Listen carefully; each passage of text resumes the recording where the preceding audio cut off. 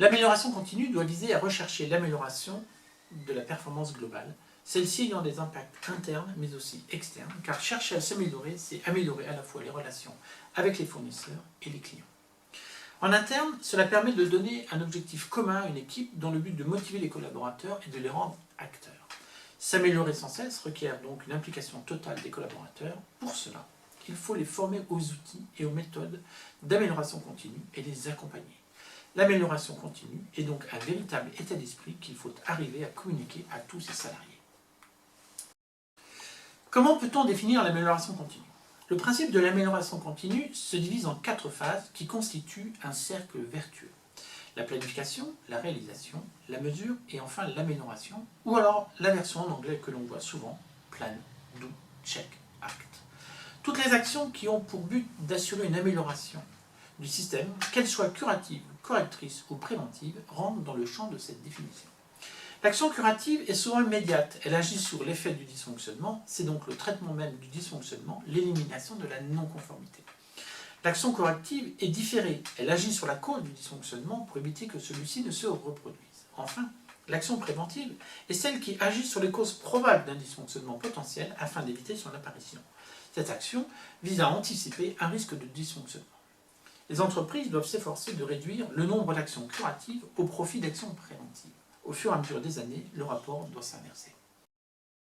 Quelle est l'origine des actions d'amélioration ? Plusieurs raisons peuvent être à l'origine d'actions d'amélioration. Citons quelques exemples. Un audit de qualité, une stratégie initiée par la direction dans le cadre d'un projet d'entreprise, le rachat d'une entreprise et l'arrivée de nouveaux collaborateurs. Enfin, des idées émises par les collaborateurs eux-mêmes.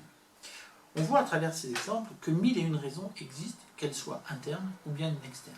L'amélioration continue porte bien son nom. C'est en continu que les sujets d'amélioration naissent dans le quotidien d'une entreprise. Il y a donc de quoi faire. Quelles sont les différentes démarches d'amélioration continue ? Il existe différentes démarches d'amélioration continue, parmi lesquelles on va trouver le 5S, qui porte sur l'amélioration continue des tâches effectuées. Le Kaizen également, qui constitue de petites améliorations faites au quotidien de manière constante. Oshin, pour la réalisation rapide d'un objectif. Six Sigma, qui vise à l'amélioration de la qualité et de l'efficacité des processus. Et enfin, le Lean Management, qui est la gestion sans gaspillage. Élaborée dans le cadre du système de production de Toyota, la démarche 5S tire son appellation de la première lettre de chacune des 5 opérations constituant autant de mots d'ordre ou de principes simples. Ordonner, ranger, découvrir des anomalies, rendre évident et être rigoureux. Le Kaizen, quant à elle, est une démarche graduelle qui s'oppose au concept de réforme brutale du type « on jette tout et on recommence à neuf ». Le Kaizen tend à inciter chaque travailleur à réfléchir sur son travail et à proposer des améliorations. Oshin est quant à lui un système de management qui permet à l'entreprise de concentrer tous ses efforts et toutes ses ressources dans la réalisation rapide d'un objectif. Elle suit la logique de la boucle de la qualité, la route d'Hamming, plan, do, check, act. La méthode Six Sigma est utilisée quant à elle dans les démarches de réduction de la variabilité des processus de production et elle vise à améliorer la qualité globale des produits et des services.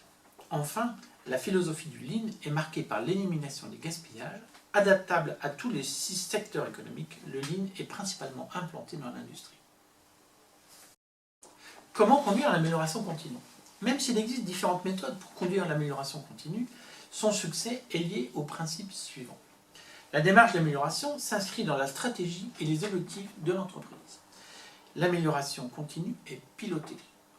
Les actions d'amélioration sont priorisées notamment en fonction de ses effets sur la satisfaction client et les résultats de l'entreprise. Les actions d'amélioration sont conduites méthodiquement et le contrôle permet de garantir la pérennité des actions mises en œuvre. Enfin, cette approche s'applique aux actions d'amélioration opérationnelle, mais aussi aux processus de l'entreprise. Quels sont les outils à mettre en œuvre ? Pour améliorer la qualité et pratiquer la résolution de problèmes, il convient d'utiliser une méthode de résolution de problèmes pertinente et des outils qui ont fait leurs preuves, comme le 5M, l'arbre des causes, les 5 pourquoi, les 5 why, le diagramme en arbre ou la matrice de décision. Pour éliminer le gaspillage et gagner en productivité, il faut s'appuyer sur le Lean Management, qui vise à assurer plus de satisfaction client avec une meilleure efficacité des ressources, ou l'analyse de la valeur processus, le Value Stream Mapping, ou les pistes de progrès clés. Enfin, pour maîtriser les dispersions des processus, la MSP, maîtrise statistique de la production, et plus globalement le Six Sigma et ses principes d'action, le DMAIC, sont les outils les plus fréquemment utilisés. Comment déployer et accompagner le changement? Il faut avant tout identifier les causes possibles de résistance et préparer son projet en conséquence. Ensuite, il est nécessaire de communiquer tout au long du projet. Il faut animer le projet sur le terrain et valoriser les premiers résultats afin d'ancrer le maintien des résultats dans le temps. D'une façon générale, la démarche de conduite du changement est basée sur le triptyque suivant. Participation, qui associe les utilisateurs dès le début du projet afin notamment de prendre en compte leurs avis et de faire en sorte que le produit final corresponde à leurs attentes. La communication, qui consiste à mettre en place un dispositif de communication permettant tout au long du projet de permettre aux acteurs de l'entreprise de comprendre et d'accepter les changements à venir, ainsi que d'être informés sur l'avancement du projet. Enfin, la formation, afin de s'assurer que les utilisateurs aient acquis les connaissances théoriques et pratiques nécessaires. D'une façon générale, la démarche de conduite du changement est basée sur le triptyque suivant. La participation, qui associe les utilisateurs dès le début du projet, afin notamment de prendre en compte leur avis et faire en sorte que le produit final corresponde à leurs attentes. La communication, qui consiste à mettre en place un dispositif permettant, tout au long du projet, aux acteurs de l'entreprise de comprendre et d'accepter les changements à venir, ainsi que d'être informés sur l'avancement du projet. Enfin, la formation, afin de s'assurer que les utilisateurs aient acquis les connaissances théoriques et pratiques nécessaires. En conclusion, comment mettre en place une culture de l'amélioration? L'amélioration nécessite la mesure qui requiert la compréhension, qui implique la description et le partage. Cela implique la modélisation des processus afin de constituer un référentiel d'entreprise. Et la mesure est bien entendu organisée. Elle constitue une étape dans la boucle d'amélioration continue. Plus qu'une politique d'entreprise, l'amélioration continue est un état d'esprit, devenant la culture de l'entreprise. Sa réussite est une affaire de personnes, chacun devant changer ou adapter son mode de pensée pour acquérir cette culture. Je vous remercie pour votre attention et à bientôt pour un nouveau tutoriel.